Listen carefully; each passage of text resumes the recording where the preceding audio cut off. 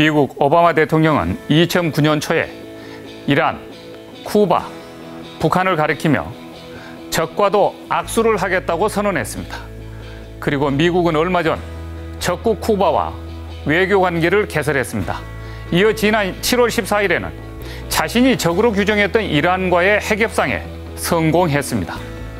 오스트리아 빈에서 있었던 이란과의 핵협상에는 미국을 포함한 영국, 프랑스, 중국, 독일, 러시아 등 주요 6개국과 이란 대표단이 참여했습니다.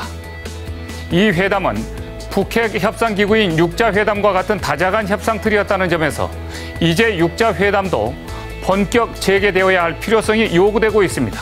특히 이란 핵 문제를 해결한 협상국 중 미국과 중국과 러시아는 육자회담 참여국이기도 하다는 점에서 이들 국가들이 이란 핵협상에서 공유한 경험과 지식과 노하우가 북한 핵협상 틀인 육자회담을 통해 북핵 문제 해결을 타결짓는데 큰 자산으로 간주됩니다. 이제 오바마 대통령이 악수를 해야 할 적으로 꼽은 세 나라 중 마지막 남은 나라는 북한뿐입니다. 북한은 육자회담이 중단된 기간을 핵 개발의 황금 시간으로 삼았고 마침내 3차 핵실험까지 마쳤습니다. 그리고 이제는 핵 보유국임을 선언했습니다. 여기서 더 나아가 핵탄두 소형화를 통한 미국의 본토 공격을 위협하고 있습니다. 오바마 대통령은 미국 대외 정책의 핵심으로 피벗 투 아시아, 아시아 회귀, 아시아 재균형 정책을 선언했습니다. 미국 대외 정책의 무게중심을 대서양의 유럽에서 태평양의 아시아로 옮겼습니다. 이제 미국은 대아시아 정책의 핵심 목표를 한미 동맹축을 중심으로 한 북한 핵 문제 해결에 둬야 합니다. 박근혜 대통령 또한 올 하반기에 있게 될 한미 정상회담의 핵심 의제로 북핵 문제를 중점 다뤄야 합니다.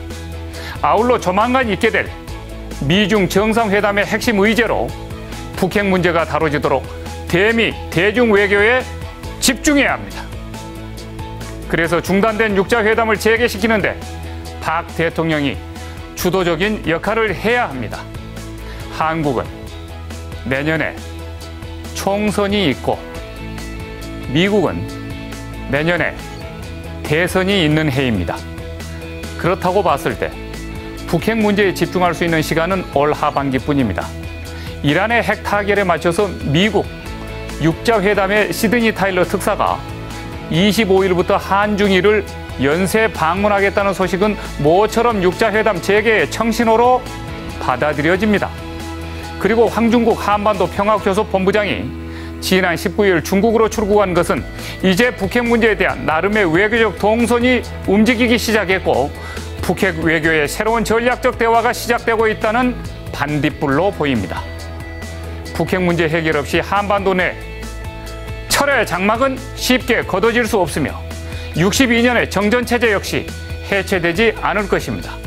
북핵 문제를 해결할 수 있는 골든키를 쥐어야만 세계와 동북아 평화는 물론이고 통일 한국, 대한 강국의 문도 열 수 있습니다.